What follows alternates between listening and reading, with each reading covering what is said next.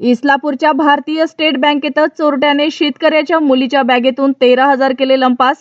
नांदेड जिल्ह्यातील किनवट तालुक्यातील इस्लापूर येथील भारतीय स्टेट बँकेत बचत खात्यातून शंकर गोविंदराव भडंगे या व्यक्तीने 18,000 रुपये काढले होते।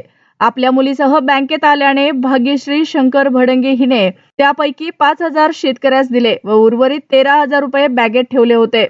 दरम्यान सदर मुलगी बँकेतील बचत गटाच्या महिलेशी चर्चा करत असताना पाठीमागून एका अनोळखी व्यक्तीने तिच्या बॅगेतील 13,000 रुपये लंपास केले आहेत। थोड्या वेळाने बॅगची चैन उघडी दिसल्याने हा धक्कादायक प्रकार समोर आला आहे। घटनेची माहिती भारतीय स्टेट बँकेचे व्यवस्थापक रमेश सवने यांनी पोलिसांना दिली असून बँकेतील सीसीटीव्ही फुटेज चेक केले असता हा सर्व प्रकार कॅमेऱ्यामध्ये कैद झाला आहे। पोलीस त्या दिशेने तपास करत आहेत। माझं नाव भाग्यश्री शंकर भडंगे आणि माझा भाऊ आहे सोबत, भाऊ आणि वहिनी आहे सोबत। आम्ही तिघ जण, माझा बाबा आणि वहिनी आणि मी आले होते सोबत। तर पैसे उचलले आम्ही, नंतर 18,000 उचलले होते, बाबाचे होते ते 18,000 उचलले।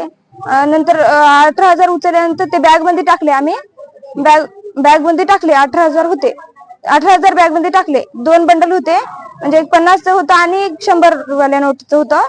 ते बंडल आम्ही बॅग मध्ये टाकले तर 500च्या होत्या वाटते।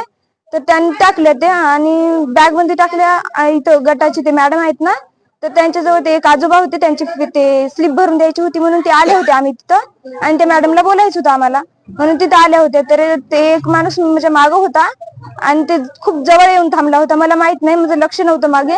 आणि त्याने ते बॅग मधून काढले, तर सीसीटीव्ही मध्ये बघितलं तर ते दिसत आहेत 18,000 होते सगळे मिळून, आणि 5 बाबाला दिले आणि 13,000 होते बॅग मध्ये।